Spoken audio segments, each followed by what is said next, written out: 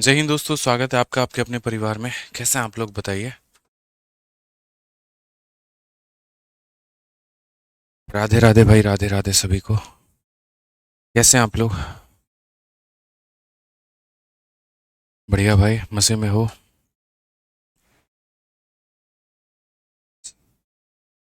चलिए।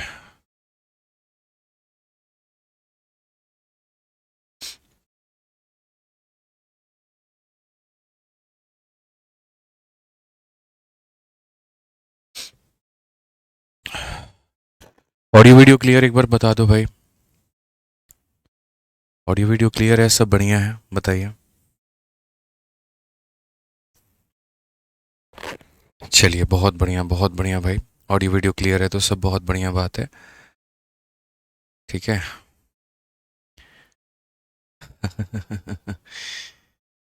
सब बढ़िया, सब बढ़िया है। आ जाइए। मोहित कह रहे हैं सर आज 9.2 बैच की लास्ट क्लास है और हम लोग आपको मिस करेंगे, तो मैं भी मिस करूंगा आप लोगों को। लेकिन ये मिस नहीं रहेगा मेरे भाई, और इतना उम्मीद करेंगे यहाँ पर कि आप जो है अब सिलेक्शन लेकर के आएंगे सीधा यहाँ पे, और आकर के मेरे भाई मिलेंगे यहाँ पे, ठीक है ना। चलिए भाई, ऑल ओके है, बहुत बढ़िया है। ठीक है। चलिए। तो जब भी कोई एग्ज़ाम होगा, जब भी कोई एग्ज़ाम का रिजल्ट आएगा, तो तुरंत उसके बाद मैं गूगल फॉर्म निकाल दूंगा, और आपके अपने टेलीग्राम पर ही गूगल फॉर्म आ जाएगा। आप लोगों के एप्लीकेशन के माध्यम से आप लोगों को नोटिफिकेशन भी मिल जाएगा, और आप लोग हमारे इंक्वायरी नंबर पर भी जो है वो संपर्क करके बता सकते हो फ़ोन करके, ठीक है। तो उसके बाद में आप लोगों को यहाँ पर बुला लिया जाएगा। ठीक है भाई। अभी हमारे चंद सवाल है जो बाकी हैं, जो हमें करने हैं। तो आइए चलिए, यहाँ पर पहले हम उससे देख लेते हैं, उसके बाद की बाकी बातें हम लोग और भी जानेंगे भाई, ठीक है ना। चलो, लव यू भाई, सभी को लव यू यार। आ जाओ भाई। तो देखो, हम लोगों ने कौन कौन से क्वेश्चन छोड़े थे और कौन कौन से सवाल हमें करने थे। जहाँ तक मेरे नॉलेज में है, 17 नंबर क्वेश्चन जो है मैंने आपको होमवर्क में दिया हुआ है कि 17 नंबर क्वेश्चन जो है ये आपको घर से बना करके लेकर आना है, ठीक है। अब उसके बाद में अगर मैं बात करूं यहाँ पर 18 के बाद में, तो 18 के बाद में आप 19 नंबर क्वेश्चन देखिए। 19 नंबर क्वेश्चन क्या बोला गया है, पढ़िए ज़रा। तो 19 नंबर क्वेश्चन की अगर हम बात करें, तो इसमें कहा गया है कि Atul borrowed a sum of 12,000 and agree to repay it by paying 4,800 at the end of first year, 9,240 at the end of second year. What is the rate of compound interest compounded annually. मैंने आपसे कहा था जहाँ तक कि 3 भाग होते हैं, और 2 भाग मैंने आपको बता दिया था। जैसे पहला वाला भाग यहाँ पर ये था कि ये तुम पैसा उधार लेकर के गए हो, और हर साल के अंत में तुम इतने रुपए देते हो, तो आखिरी में कितना देना होगा। या फिर अगर मान लीजिए कि यहाँ पर हर साल के अंत में हम कितना दें कि आखिरी में हमें इतना देना होगा, मतलब ऐसे करके आपने 2 वैरायटीज़ देख ली थी। तीसरे वाले वैरायटी में क्या है कि एग्जामिनर आपका रेट ही गायब कर देता है, और वो ये बोलता है कि देखो बात ऐसी है, तुम हमसे 12,000 रुपये ले गए हो, ठीक है।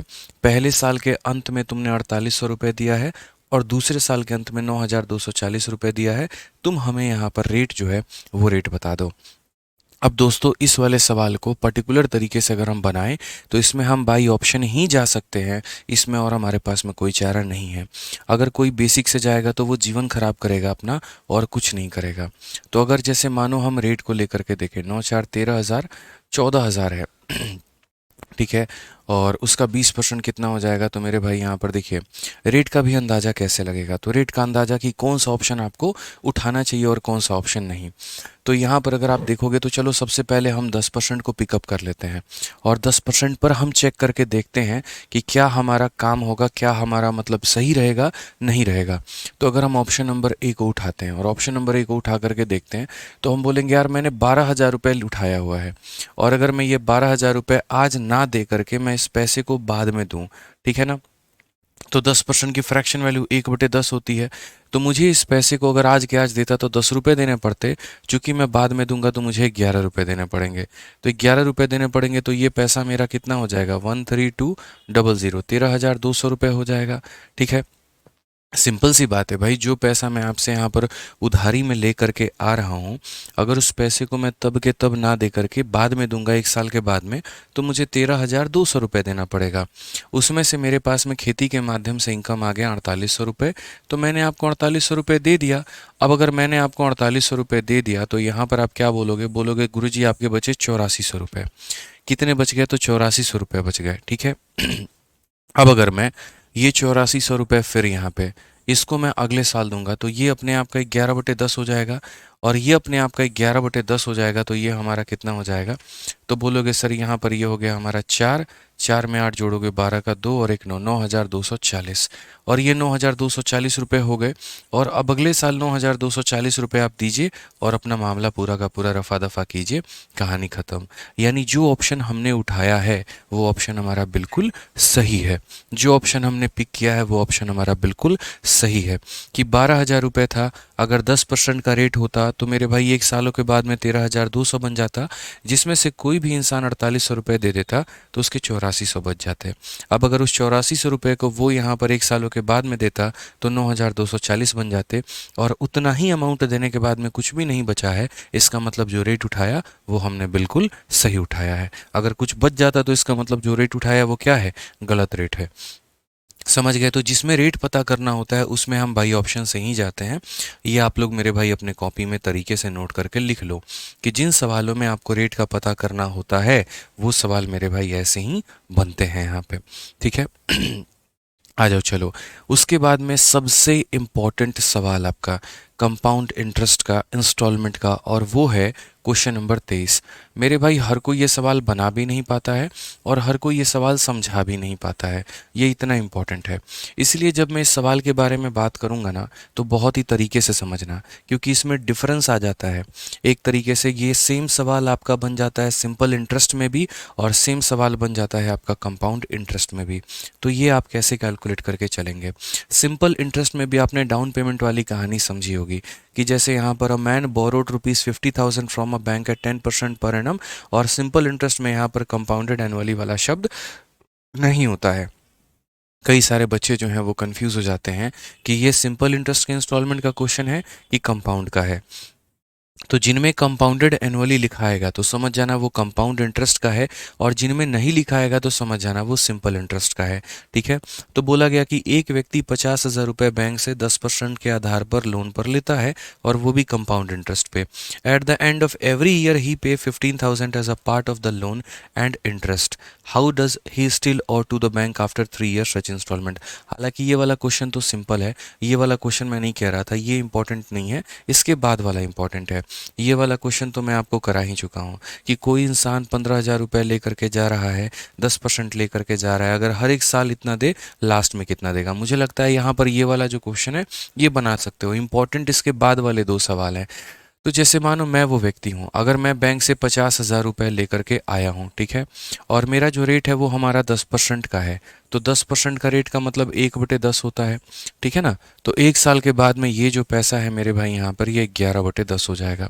अब अगर 11/10 की बात करेंगे तो ये हमारा हो जाएगा 55,000 रुपये। कितना हो जाएगा? 55,000। उसमें से ये इंसान जो है ये 15,000 रुपये हर एक साल के अंत में दे देता है। तो अगर 55,000 में से 15,000 दे दिया तो बचा कितना? 40,000 रुपये। कितना बचा मेरे भाई? 40,000। अब ये 40,000 रुपये फिर आपका अगले साल कितना हो जाएगा? तो ये अपने आप का 11/10 हो जाएगा। 11/10 का मतलब कितना हो जाएगा? 44,000 हो जाएगा।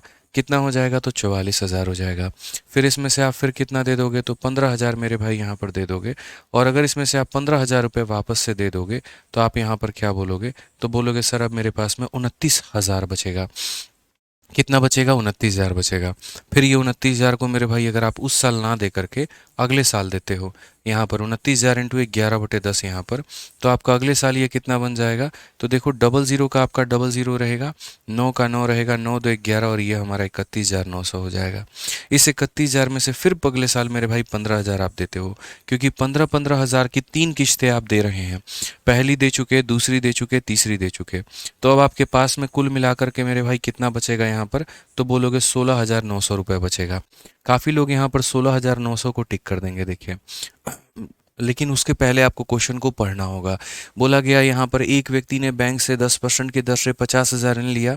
उसका ब्याज वार्षिक रूप से चक्रवृद्धि होता है। प्रत्येक वर्ष के अंत में वह ऋण और ब्याज के आंशिक रूप से भुगतान का 15,000 करता है। ऐसी 3 किश्तों के बाद उसे बैंक को कितनी राशि का भुगतान करना बाकी है? पहली किश्त दे दिया तो इतना बाकी था, लेकिन फिर ये अमाउंट बन के इतना हो गया। दूसरी किश्त देने के बाद में इतना बाकी था, फिर अमाउंट देने के बाद में हो गया। अब तीसरी किश्त देने के बाद में अभी भी मेरे भाई 16,900 बाकी बाकी है। अगर उसी समय ये पैसा दे देगा तो इसे कितना देना होगा, 16,900। लेकिन अगर इस पैसे को वो उस समय नहीं दे करके बाद में देता है और 1 साल के बाद में देता है, तो फिर ये पैसा 16,900 इंटू हमारा 11/10 हमारा हो जाएगा। और ये जो भी अमाउंट आएगा, जैसे कि हमारा 0 0 + 9 9 9 6 15 6 1 7 1 8, फिर उसको 18,590 देना पड़ेगा। तो अगर उसी समय पैसा देना है तो 16,900 दे करके निपटा दो। लेकिन अगर उस पैसे को 1 साल के बाद में देना है तो 1 सालों के बाद का जो उसका अमाउंट बनेगा यानी 18,590, आपको इतने रुपए दे करके सारा मामला सेटल करना होगा। तो ये छोटी छोटी बातें हैं जो आपको समझनी है और जानना है। यहाँ तक तो सिंपल इंटरेस्ट और कंपाउंड इंटरेस्ट के इंस्टॉलमेंट सिंपल थे, ठीक है। अब जो सबसे खास यहाँ पर आपके इंस्टॉलमेंट बनाता है वो यहाँ पर ये वाला सवाल है, जिसके बारे में मैं कह रहा था, जिसकी तारीफ हम लोगों ने इतने यहाँ पर पुल बांधे थे कि भैया ये वाला जो क्वेश्चन है ना, 24 नंबर सवाल, क्या सवाल है यार, बवाल सवाल है मतलब। और ये क्वेश्चन ना हर कोई समझा पाता है ना हर कोई समझ पाता है। इस क्वेश्चन की हम बात कर रहे थे डाउन पेमेंट से संबंधित, क्योंकि डाउन पेमेंट के सवाल आप लोगों ने सिंपल इंटरेस्ट के इंस्टॉलमेंट में किया हुआ है, वहीं डाउन पेमेंट का सवाल आपको कंपाउंड इंटरेस्ट के इंस्टॉलमेंट में भी करना है। जहां पर सवाल क्या होता है, जहां पर यह होता है कि एक मोबाइल फ़ोन को 39,300 रुपये नगद भुगतान पर या 7,450 रुपये के अग्रिम भुगतान और 3 समान किश्तों पर उपलब्ध कराई जाती है। यदि दुकानदार 20% प्रतिवर्ष की दर से ब्याज लेता है जो वार्षिक रूप से संयोजित है, तो 3 किश्तों में जो हमारी राशि होगी वो क्या होगी। मतलब थोड़ा मैं आपको आसान भाषा में समझाता हूँ कहानी यहाँ पर क्या है। कहानी यहाँ पर ये है कि जैसे आप लोगों ने सिंपल इंटरेस्ट में देखा था, और सिंपल इंटरेस्ट में क्या देखा था कि एक इंसान 100 रुपये की कोई पानी की बोतल खरीदता है, 20 रुपये की डाउन पेमेंट कर देता है, 80 रुपये बच जाते हैं और उसके वो 3 किश्तें या 4 किश्तें बनवा लेता है, ठीक है ना। मान लो या कुछ भी रुपए जो बच जाते हैं उसके उसको 3 या 4 किश्तें बनवा लेता है। मानो हमने 10,000 की साइकिल खरीदी, 2,000 रुपये दे दिया, 8,000 रुपये बच गए। अब बस 8,000 रुपये को मुझे डाउन इंस्टॉलमेंट के माध्यम से भरना है, लेकिन जो मेरा रेट होगा वो मेरा कितना होगा, 10% का होगा। और अगर मैं इसको सिंपल इंटरेस्ट पर लेकर के आ रहा हूँ तो मेरे भाई मुझे कितना देना होगा। तो आप लोग क्या बोलते थे, गुरुजी पहली किश्त 100 रुपये की मान लीजिए, दूसरी भी 100 रुपये की मान लीजिए, तीसरी भी 100 रुपये की मान लीजिए, चौथी भी 100 रुपये की मान लीजिए। और ये हम कहाँ पढ़ते थे, तो ये हम सिंपल इंटरेस्ट के इंस्टॉलमेंट में पढ़ते थे कि ये जो हमारा है ये सिंपल इंटरेस्ट का इंस्टॉलमेंट है। याद करना मेरे भाई, यहाँ पर कुछ इसी तरीके से हम लोग बनाते थे। उसके बाद में यहाँ पर हम क्या कहते थे, याद करो। तो हम यहाँ ये बोलते थे कि देखो इस पैसे को यदि तुम अभी ना दे करके एकदम तुम आखिरी साल देते हो तो इसके बाद में 1 2 और 3 टर्म है, यानी तुम्हें 3 साल का ब्याज देना पड़ेगा 10% के हिसाब से। तो 30 हो गए, तो 100 और 30 130 रुपये तुम्हें देना पड़ेगा। यदि इस पैसे को तब के तब ना दे करके तुमने बाद में देने की कोशिश की, मतलब तुमने कहा हो जा रहा है मेरा ईएमआई बाउंस तो हो जाने दो, मैं इंस्टॉलमेंट जो आज मुझे देना था मैं इसको एकदम लास्ट में दूंगा, ठीक है। अगला इंस्टॉलमेंट जो मुझे देना था वो मैं लास्ट में दूंगा। इस तरीके से करके अगर इस इंस्टॉलमेंट को लास्ट में देते 120 देना पड़ता, इसे अगर लास्ट में देते तो 1 साल का 10% का ब्याज लगता और 110 रुपये देते। और मैंने कहा था सबको जोड़ोगे तो 400 मेरे भाई यहाँ पर कितना आ जाएगा, 60 आ जाएगा। और ये जो 460 होता था ये उस पैसे के बराबर में होता था जो आपको 3 सालों के बाद में देने हैं, 4 सालों के बाद में देने हैं, यानी जो भी अमाउंट होता था वो 460 की वैल्यू होती थी और इंटू हम 100 करते थे। तो ये हमारा सिंपल इंटरेस्ट का इंस्टॉलमेंट निकल करके आता था, जहां पर ये बोला जाता था कि यदि इतने रुपए दे हैं, यदि इतने रुपए देने हैं, इतने रुपए मेरे भाई चाहिए, तो इस तरीके से हम यहाँ सवालों को बनाते थे। आज मेरे भाई सेम बात है यहाँ पर, और उसी तरीके से हमें समझना है कि यदि इस पैसे को बाद में देता तो सिंपल इंटरेस्ट की कहानी होती थी कि ये जो वैल्यू है ये क्या है, तो ये मेरे भाई 3 सालों के बाद की वैल्यू है, ये लास्ट ईयर में जो वैल्यू बनेगा उसकी है, ये लास्ट ईयर में जो वैल्यू बनेगा उसकी है। तो अगर मैं यहाँ से इंस्टॉलमेंट तक जाना चाहूँ तो मैं यहाँ पर क्या बोलूँगा, मैं यहाँ पर ये बात बोलूँगा कि सर ये जो है ये अमाउंट है और ये कितने की वैल्यू है, तो ये प्रिंसिपल और प्लस यहाँ पर कितने परसेंट, 30% की वैल्यू है। अगर यहाँ पर 100% की वैल्यू निकालोगे तो जा करके आपकी ईएमआई निकलेगी। तो बोलोगे सर ईएमआई कितने की थी, इंस्टॉलमेंट कितने की, 100 रुपये। उसी तरीके से ये अमाउंट है, अगर इसकी प्रेजेंट वैल्यू निकालोगे तो क्या बोलोगे, बोलोगे सर ये 120 जो है 2 सालों के बाद की कहानी है, तो 100 + 20 की वैल्यू है, इंटू 100 करोगे तो आएगा। ये हम कहानी करते थे किस में, तो ये हम कहानी करते थे सिंपल इंटरेस्ट के इंस्टॉलमेंट में। अब हम जो टॉपिक पढ़ रहे हैं वो पढ़ रहे हैं हम कंपाउंड इंटरेस्ट का इंस्टॉलमेंट। तो कंपाउंड में यहाँ पर कहानी क्या होता है, तो कंपाउंड इंटरेस्ट के जो इंस्टॉलमेंट होते हैं ना, देखो इसको बनाने के 2 से 3 मेथड होते हैं। कुछ लोग यहाँ पर मेरे भाई फॉर्मूला रट लेते हैं, कुछ लोग अलग अलग तरीके याद कर लेते हैं। मैं किसी भी चीज़ में बिलीव नहीं करता हूँ। मुझे हमेशा ऐसा लगता है कि यहाँ पर इसको जितना बेसिक फॉर्मेट में समझा जाए उतना ज़्यादा आसान है। जैसे मान लो कि कोई इंसान कोई पैसा ले रहा है, ठीक है, और उसको वो 3 किश्तों में पे कर रहा है। 3 किश्तों में पे कर रहा है, जहाँ पर ये एक्स रुपए की पहली किश्त है, फिर एक और एक्स की पहली किश्त है, ठीक है, और एक और एक्स की आखिरी किश्त है, और ये 3 किश्तों के बाद में वो पूरी की पूरी पेमेंट कर देता है। फिर से रिपीट करूंगा, यहाँ पर 3 किश्तों के बाद में यहाँ पर जो है वो पूरा का पूरा पेमेंट कर देता है। तो क्वेश्चन में यहाँ पर हमसे ये बोला जाता है एक तरीके से, यहाँ पर प्रत्येक किश्त मेरी बताओ यहाँ पर कितनी होगी। ये पहली इंस्टॉलमेंट, दूसरी इंस्टॉलमेंट, तीसरी इंस्टॉलमेंट, ये हमारी कहानी हो गई। तो मैं यहाँ पर एक बात बोलूँगा कि देखो अक्सर इसमें यहाँ पर जो क्वेश्चन में दिया जाता है, ये पी नाम का पैसा है, प्रिंसिपल जो उधार लिया था, ठीक है, और ये ए नाम का अमाउंट है जो तुम्हें कि पे करना है, ठीक है। तो ये प्रिंसिपल में तीनों साल का ब्याज जोड़ दोगे तो तुम्हारा क्या आ जाएगा अमाउंट। लेकिन इसको लिखने के तरीके कैसे होते हैं, तो कभी भी जो भी तुम्हारा ये अमाउंट दिया गया होता है जो तुम्हें पे करना है एक तरीके से यहाँ पर, वो मेरे भाई कैसे बराबर होगा, तो उसका लिखने का जो तरीका होता है वो ये होता है, पहली इंस्टॉलमेंट लिख दो, दूसरी इंस्टॉलमेंट लिख दो, और उसके बाद में यहाँ पर ये तीसरी इंस्टॉलमेंट लिख दो, या अमाउंट के जगह पर आप यहाँ पर जो प्रिंसिपल है आप यहाँ पर वो लिख दो, ठीक है। कि मैं यहाँ पर प्रिंसिपल लिख रहा हूँ मेरे भाई, 2 तरीके से व्यक्त किया जा सकता है, या तो प्रिंसिपल के भाषा में नोट करके, या फिर मेरे भाई अमाउंट के भाषा में नोट करके, ठीक है ना। तो अमाउंट के भाषा में अगर हम आपको बताएंगे तो वो आपके सर में दर्द देगा, कन्फ्यूजन क्रिएट करेगा, तो हम वो नहीं बताते हैं। मैं आपसे यहाँ पर ये बात कह रहा हूँ कि पूरी दुनिया को ये बात पता है, और क्या पता है कि अगर मैं तीनों इंस्टॉलमेंट को जोड़ दूंगा ना तो वो हमारा किसके बराबर में आ जाएगा, तो वो मेरे भाई यहाँ पर जो है कहीं ना कहीं 3 इंस्टॉलमेंट को जोड़ देंगे तो जो पैसा हमने उधार लिया उसके बराबर में।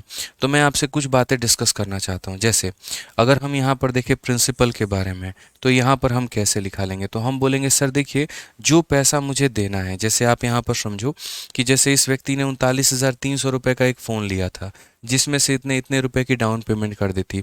अब जो बाकी पैसा बचेगा जिसके ऊपर में ब्याज चलाना है वो कैसे निकालेंगे, तो यहाँ पर ये बोलेंगे सर ये जो इंस्टॉलमेंट है यहाँ पर ये लिखेंगे 1+r/100 का पावर कितना हो जाएगा, तो 1 हो जाएगा। उसी तरीके से यहाँ पर 1+r/100 का पावर कितना हो जाएगा, 2 हो जाएगा, और यहाँ पर 1+r/100 का पावर 3 हो जाएगा। घबराना कुछ भी नहीं है, बस मेरी बातों को अब यहाँ पर सुनना है। मैंने यहाँ पर क्या कैलकुलेट किया है, मैंने यहाँ पर ये कैलकुलेट किया है कि ये जो पैसा है ना, ये मेरे भाई यहाँ पर एक तरीके से 1 सालों के बाद का अमाउंट है, तो इसकी प्रेजेंट वैल्यू निकालो कि प्रेजेंट वैल्यू कितनी होगी। ये जो पैसा है ये 2 सालों के बाद में हम दे रहे हैं, तो इसकी प्रेजेंट वैल्यू निकालो कितनी होगी।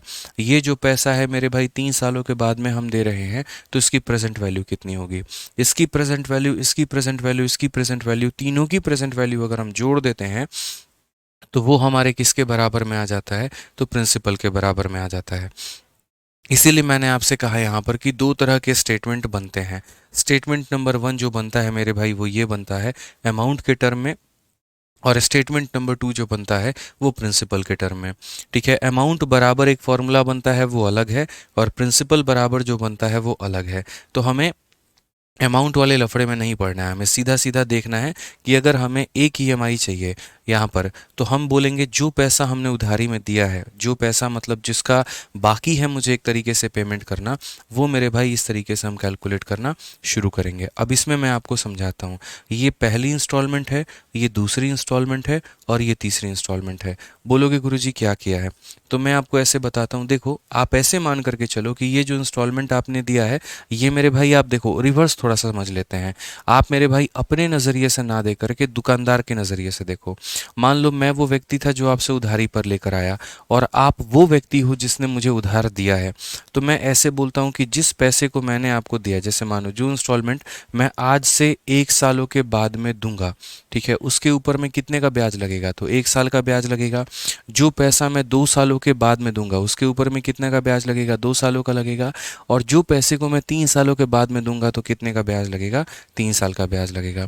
तो यही मान करके चलो जो पहला है मेरे भाई उस पर 1 साल का ब्याज लगा है, जो दूसरा है उस पर 2 साल का ब्याज लगा है, जो तीसरा है उसके ऊपर में 3 साल का ब्याज लगा है, और वो ब्याज के मिलाकर के वो उसके सहित में है, ठीक है ना। तो इसीलिए उसकी प्रेजेंट वैल्यू निकालने के लिए उसको डिवाइड करना होगा। ये सबसे आसान तरीका होता है। अगर मान लीजिए कभी आपने कोई पैसा है, आपने उसको 4 किश्तों में दिया हुआ है, तो भी टेंशन की बात नहीं। जैसे इस क्वेश्चन को मैं आपको सबसे बढ़िया जो है कंसेप्ट को मैं आपको इस क्वेश्चन के माध्यम से समझा देता हूँ, आपको ज़्यादा क्लियर हो जाएगा कि अ mobile phone is available at 39,300। तो असल में उस मोबाइल फ़ोन की जो कीमत थी मेरे भाई, वो हमारी कितनी थी, तो 43,300 रुपये थी। उसके बाद से आपने जो डाउन पेमेंट की है, अगर हम देखें यहाँ पर जो ये डाउन पेमेंट आपने यहाँ पर किया हुआ है, तो ये डाउन पेमेंट आपने कितने की है, तो आप बोलेंगे सर ये जो डाउन पेमेंट हुई है हमारी 7,450 रुपये की हुई है। तो यहाँ पर जो हम रिमेनिंग की बात करेंगे, वो हमारा रिमेनिंग कितना होगा, जो बाकी पैसे हमें पे करने हैं वो हमारा कितना होगा। तो जो बाकी पैसा मेरे भाई यहाँ पर पे करना है, वो हमारा मेरे भाई होगा यहाँ पे ठीक है। तो जो बाकी पैसा पे करना है वो हमारा कितना हो जाएगा, तो बोलोगे सर 31,850 रुपये, ये वो बाकी पैसा है और ये मुझे पे करना है। मैं फिर से रिपीट करता हूँ, ये पैसे की मोबाइल थी, इतने की मैंने डाउन पेमेंट कर दी थी, तो जो मेरा बचा है वो 31,850 रुपये की पेमेंट मेरी बची है, और यहीं 31,850 रुपये मुझे पे करने हैं, जिसके अंदर में ब्याज व्याज मिला करके सब कुछ सम्मिलित है, ठीक है ना। तो बोला mobile phone is available for इतना एंड इतना डाउन पेमेंट यहाँ पर विथ 3 इक्वल, देखो सीधी सीधी बात बोला है, ₹4 इतना कैश पेमेंट और ₹4 इतना down payment and 3 equal yearly instalment. अगर शॉपकीपर इंटरेस्ट का चार्ज कर रहा है 20%, तो यहाँ पर बोला गया है हर एक इंस्टॉलमेंट की वैल्यू हमारी कितनी है।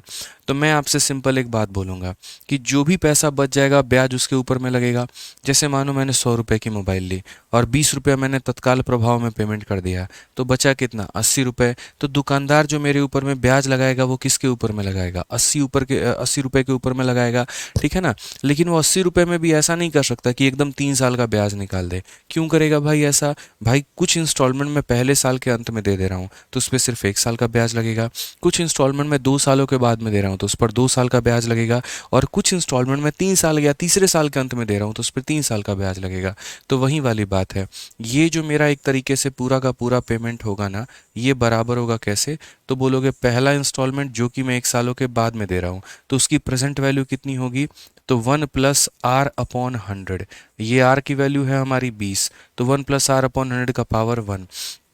दूसरी वाली जो वैल्यू है उसको 2 सालों के बाद में दे रहा हूँ, तो यहाँ पर बोलेंगे 1+r/100, और इसका पावर कितना हो जाएगा, तो 2 हो जाएगा। और तीसरी इंस्टॉलमेंट मेरे भाई यहाँ पर जो मैं 3 सालों के बाद में दे रहा हूँ तो उसकी प्रेजेंट वैल्यू हमारी कितनी हो जाएगी, तो हम बोलेंगे सर देखिए समझिए इस बात को लेकर के, ठीक है ना, समझिए इस बात को लेकर के यहाँ पर हमें क्या करना है।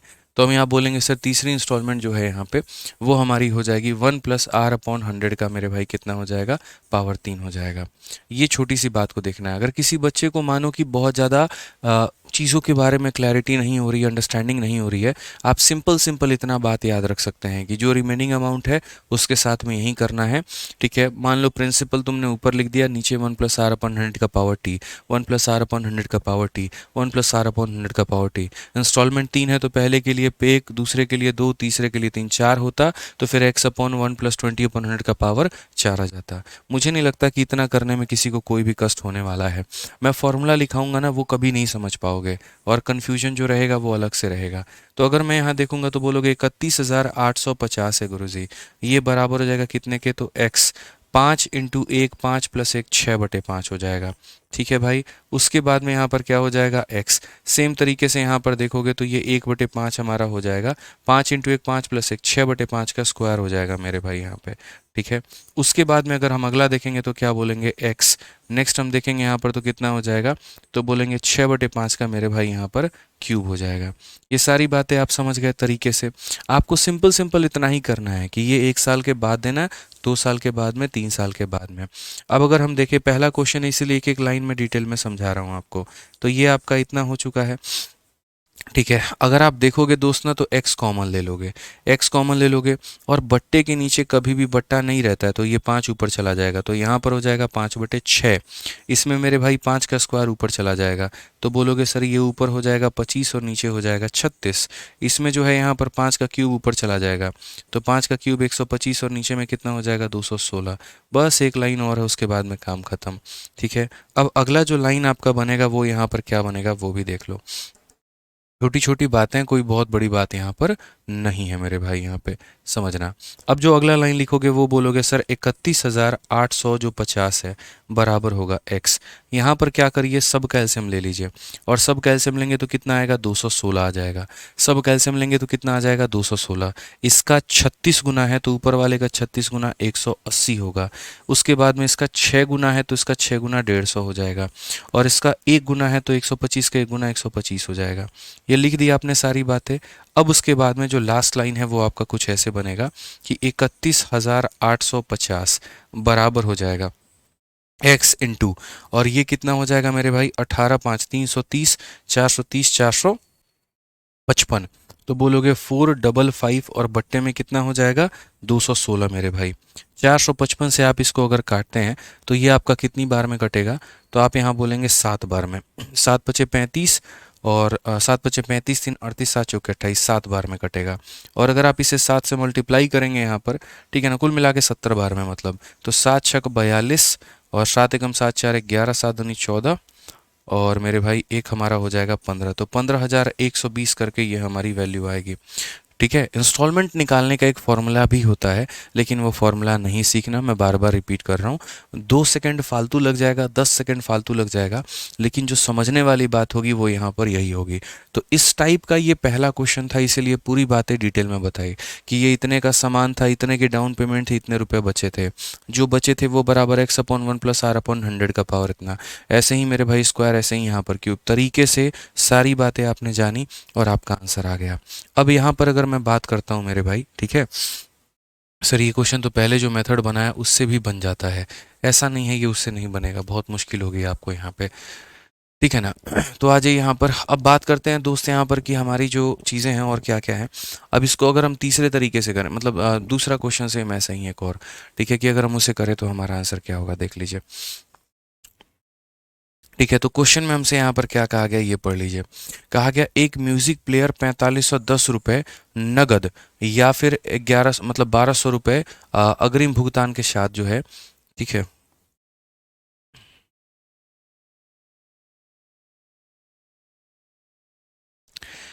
आप इसको मेरे भाई इस तरीके से भी कर सकते हैं, ये तो पूरा का पूरा केस है। आप इसको इंस्टॉलमेंट वाले मेथड से भी कर सकते हैं, बिल्कुल आप इसको इंस्टॉलमेंट वाले मेथड से भी कर पाएंगे। और इंस्टॉलमेंट वाले मेथड से कैसे कर पाएंगे, तो जो चीज़ें मैंने आपको बताई थी, ठीक है, और वो चीज़ क्या क्या थी वो समझना। ये सारा कुछ ना करके आप यहाँ पर इसको इंस्टॉलमेंट का भी मेथड लगा सकते हो, जो मैंने आपको बता रखा है। आप ये बताओ आपके पास में रेट कितना है, देखो इंस्टॉलमेंट भी बता देते हैं, कोई दिक्कत थोड़ी है, सारी बातें यहाँ पर इंस्टॉलमेंट भी बता देते हैं। रेट आपके पास में है मेरे भाई 20%, और 20% की जो वैल्यू होती है वो कितनी होती है, 1/5 होती है। तो सेम कहानी आप ऐसे कर सकते हो, सर 5 रुपये से कितना हो जाएगा 6। अगले साल ये 5 का स्क्वायर 25 से कितना हो जाएगा 36 हो जाएगा। उसके अगले साल ये 5 का क्यूब 125 से कितना हो जाएगा 216 हो जाएगा। आपको पता है हर एक साल की जो इंस्टॉलमेंट होती है वो बराबर होती है, तो अगर वो बराबर होती है तो इसे 6 से गुना करेंगे, तो इधर भी 6 से गुना करेंगे, और इधर अगर मान लीजिए 36 से गुना करेंगे तो इधर भी 36 से गुना करेंगे। सिंपल सी बात है मेरे भाई यहाँ पर, ठीक है ना। तो यहाँ पर 216 216 216 हर एक साल की इंस्टॉलमेंट हमारी बराबर हो जाएगी। अगर हम इसे देखेंगे तो ये हमारा कितना हो जाएगा, तो बोलोगे सर 180 रुपये। अगर आप इसे देखोगे तो कितना हो जाएगा 150 रुपये। अगर आप इसे देखोगे तो कितना हो जाएगा 125 रुपये। अगर आप सबको जोड़ोगे तो कितना हो जाएगा 455 रुपये। तो जैसे इंस्टॉलमेंट में हम पहले आपको पढ़ाते थे, हम क्या बोलते थे कि गौर से देखा करो दिया क्या है, और गौर से देखा करो पूछा क्या है। तो आप देखोगे तो बोलोगे गुरुजी ये रिमेनिंग अमाउंट दे रखा है 3,000 या 31,850, और ये किसकी वैल्यू है, तो ये 455 की वैल्यू है। हमें निकालनी कितने की है, तो इंस्टॉलमेंट की वैल्यू मतलब 216 का मान निकालना है। वही बात है, अगर काटोगे तो 70 बार में और 70 से इतना गुना करोगे तो 15,120 आएगा, करेक्ट आंसर होगा। तो शुरू में जो बच्चे हमसे पूछते थे ना कि आप यहाँ पर क्यों पावर 1 कर रहे हो, क्यों यहाँ स्क्वायर कर रहे हो, क्यों यहाँ पर क्यूब कर रहे हो, उसके पीछे का रीज़न जो था वो आपका यही वाला वैल्यू था कि भैया ये 1 साल के बाद की कहानी है, ये 2 साल की बाद की कहानी है और ये 3 साल की बाद की कहानी है। इसीलिए 1 साल वाले में एक पावर करते हैं, 2 साल वाले में स्क्वायर करते हैं और 3 साल वाले में क्यूब करते हैं। अगर मैं पहली क्लास में आपको ये बातें बताता, आप सर पकड़ के बैठ जाते और मेरे भाई चीज़ें आपको क्लियर नहीं होती। तो इसीलिए हमने आखिरी के 2 सवालों में रखा ताकि हम आपको चीज़ें क्लियर करा पाएँ। समझ रहे हो बात को लेकर के? तो नॉर्मली क्या होता है कि अगर हमें कोई पैसा दे दिया जाता है और बोला जाता है इसकी किस्तें बनाओ, तो फटाफट यहाँ पर कर लेते हैं। लेकिन अगर कभी डाउन पेमेंट की बात आ जाती है तो जितने रुपए की पेमेंट कर दी उसको माइनस करने के बाद में जो बचता है आप यहाँ पर किस्त उसके ऊपर में लगाते हो। जैसे आप एक और सवाल देखो, आप यहाँ पर क्वेश्चन नंबर 25 को देखोगे तो बोलोगे सर एक म्यूजिक प्लेयर की कीमत 4510 रुपये है या फिर 1200 रुपये की डाउन पेमेंट और बाकी इंस्टॉलमेंट। तो मैंने कहा ठीक है, मैं दुकान में गया तो पता चला उसकी मार्केट प्राइस कितनी है, तो 4510 रुपये है। मैंने जो डाउन पेमेंट की है उसको लेकर के, ठीक है, क्योंकि जो पैसा मैं उसी टाइम पर दुकानदार को दे दूंगा मेरे भाई उसके ऊपर में ब्याज वो क्यों लगाएगा, ठीक है, लगा ही नहीं सकता, उसकी हिम्मत ही नहीं है। तो मैंने 1200 रुपये की डाउन पेमेंट कर दी। तो अब मेरे भाई जो रिमेनिंग अमाउंट मेरा बचा है, ठीक है, मेरे भाई रिमेनिंग अमाउंट जो बचा है वो हमारा कितना बचा है, तो बोलोगे गुरुजी 3310 रुपये बचा है। अब अगर उसको ब्याज लगाना भी होगा ना तो किसके ऊपर में लगाएगा, 3310 रुपये के ऊपर में, ठीक है। तो यानी 3310 रुपये की मुझे किस्तें बनवानी है, बस मैं यहाँ पर ये बात मान करके चलूँगा। तो यानी जो इंस्टॉलमेंट बनेगी वो किसकी बनेगी, 3310 रुपये की। रेट हमारा कितना है, तो बोलोगे गुरुजी 10%। 10% की वैल्यू कितनी है, तो 1/10, यानी बोलोगे 10 रुपये से कितना हो गया, 11। फिर 10 का स्क्वायर 100 से कितना हो गया, 121। फिर यहाँ पर 10 के क्यूब 1000 से कितना हो गया, 1331। इंस्टॉलमेंट देख लो मेरे भाई यहाँ पर कितनी है। तो बोलोगे सर इतना cash down payment and balance in 3 equal easy instalment, 3 instalment की बात यहाँ की गई है। तो पहली बात ये 11 का पावर 1 है, 11 का स्क्वायर है, 11 का क्यूब है। इसमें 11 से गुना करेंगे तो यहाँ भी 11 से, और इसमें 11 का स्क्वायर 121 से गुना करेंगे तो इसमें भी 121 से। कुल मिलाकर के ये 1210 हो जाएगा, ये हमारा 1100 हो जाएगा और ये हमारा 1000 हो जाएगा। अगर हम देखेंगे तो हम ये बात बोलेंगे सर 3300, ठीक है, कितना हो जाएगा, 3310 हो जाएगा। सर कितना हो जाएगा, फिर से रिपीट कर रहा हूँ, तो 3310 रुपये हो जाएगा। यानी जो पैसा मेरा बचा है, जो पैसा मेरे भाई ये 3310 रुपये बचा है वो कितने की वैल्यू है, तो वो 3310 की वैल्यू है।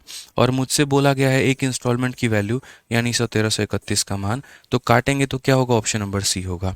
तो डाउन पेमेंट कोई बहुत बड़ी तोफ चीज़ नहीं है, बस इतना सा है यहाँ पर कि जो पैसा डाउन पेमेंट कर रहे हो उसके बाद में जो बचेगा आप यहाँ पर एक तरीके से इंस्टॉलमेंट उसके ऊपर में लगाना। समझ गए इस बात को लेकर के, क्लैरिटी मिल गई आपको, ठीक है। तो यहाँ पर आपका होता है हमारी तरफ से पूरा का पूरा इंस्टॉलमेंट खत्म दोस्त यहाँ पे, ठीक है। और अपने तरफ से हमने जो है पूरा कंपाउंड इंटरेस्ट आपको ईमानदारी से पढ़ाया और इंस्टॉलमेंट भी आपको तरीके से पढ़ाया। और जैसा मैंने कहा था कि अभी आधे घंटे 45 मिनट आपको लगेंगे पिछली वाली क्लास में ही कि इसको समझाने में, इसीलिए मैं इसको अलग क्लास में कराऊंगा, ठीक है ना। तो बढ़िया तरीके से उम्मीद करते हैं कि आप लोगों ने चीज़ों को समझा, जाना, ठीक है, और सीखा यहाँ पर, ठीक है। अब उम्मीद इतना ही करेंगे कि आप लोग इसकी प्रैक्टिस बहुत अच्छे से करना। सीजल वैरियर वाली जो किताब है आप उससे भी प्रैक्टिस कर सकते हैं, या फिर हमारी अभी एक किताब आने वाली है एसएससी मैथ्स लेकर के, आप उससे प्रैक्टिस कर सकते हैं, जो भारत में किसी भी एसएससी एग्जाम्स के लिए यूज़फुल होने वाली है, ठीक है। अभी उसके ऊपर ही पूरा दिन भर काम चल रहा है और बढ़िया तरीके से जो है हम लोग उसके ऊपर में काम कर रहे हैं, सारी बातों को समझा रहे हैं, देख रहे हैं किस तरीके से हम किताब बना सकते हैं, पूरी ब्लूप्रिंट तैयार कर रहे हैं। तो मेहनत तो हमारी मेरे भाई जो है वो आप लोगों के लिए जारी है, बस आप लोग अच्छे तरीके से मेहनत करते चलो भाई। स्नेहा कश्यप कह रही हैं आज आप साउथ के हीरो लग रहे हैं। अच्छा जी किस एंगल से लग रहे हैं यार बताओ, हमें तो लगता ही नहीं है। हमें लग रहा है बाल कटाए ज़माना हो गया, नवरात्रि में ना बाल कटा पाए, दाढ़ी बना पाए, ना नाखून कटा पाए, ठीक है। गजब हाल है, मतलब इसमें साउथ के हीरो लोगों की बेइज्जती है, बताओ हैं। चलो 19 नंबर क्वेश्चन, बिना ऑप्शन कैसे करेंगे, बहुत घटिया मेथड हो जाएगा भाई, मत जाओ बिना ऑप्शन के साथ में। दीपक कुमार मत जाओ भाई, जो चीज़ें बता रहा हूँ उसी को फॉलो करके चलो, नहीं तो बहुत दुख होगा। ठीक है, बाकी जितने बच्चों की आज लास्ट क्लास है उनको मेरे भाई जो है हमारे तरफ से बहुत बहुत शुभकामनाएं। आने वाले समय के लिए अच्छे से पढ़ाई करो, जीवन में बहुत तरक्की करो, बहुत नाम कमाओ। ठीक है, बाकी मेरे भाई मिलेंगे अगली क्लास में अगले टॉपिक के साथ, एक नए टॉपिक के साथ।